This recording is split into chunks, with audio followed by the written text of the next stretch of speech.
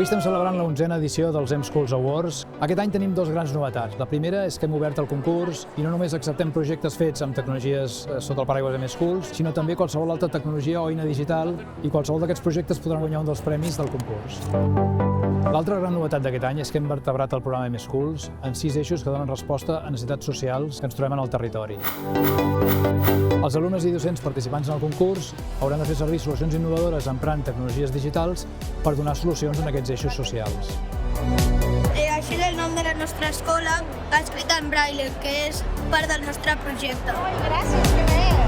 El nostre projecte, titulat Fomentem el reciclatge, va dirigit als fills i filloles de l'escola i que aprenguin una mica més sobre on va el plàstic, a quin contenidor, de quin color i tot això. Són llumetes LED que serveixen per programar i així canvien de color. I hem fet aquí que quan hi ha llum no funcionin i quan no hi hagi llum, per exemple, ara funcioni.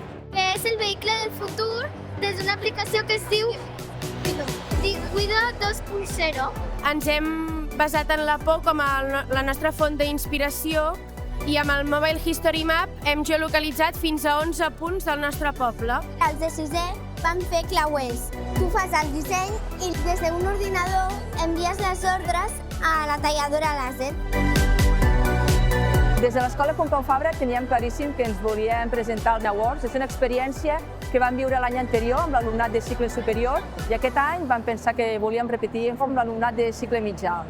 Tot i que actualment considerem que els nens són nadius digitals, és un procés d'aprenentatge molt significatiu per a ells. Aprenen a utilitzar les eines, a reflexionar sobre el seu ús i a adonar-se que tot el contingut que hi ha a internet no sempre és vàlid. Aquest és el projecte que es diu Dissenya l'aula del futur al metavers i combina diferents tecnologies. La fonamental és la realitat augmentada i la realitat virtual. No és tan important el resultat, sinó el procés que fas també amb els alumnes. Això també ensenya moltes vegades que no pots dependre d'una eina, que has de conèixer alternatives. Catalan, Spanish, English... A l'escola ja fa uns quants anys que fem activitats de robòtica educativa i de programació dins d'horari lectiu i llavors és el 5è any que ens presentem als Awards perquè sempre és una oportunitat per a aquests projectes que estan fent a l'escola que puguin tenir més visibilitat.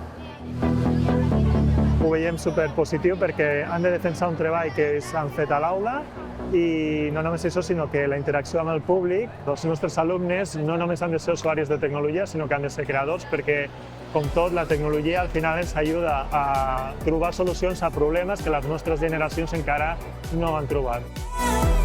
There is so much great activity going on. Kids from around Catalonia, the best of the best, showcasing what they've been able to do. It is my happiest day of the year. I just can't wait to come to the Saturday in June when M-Schools is on display and the M-School Awards are given out.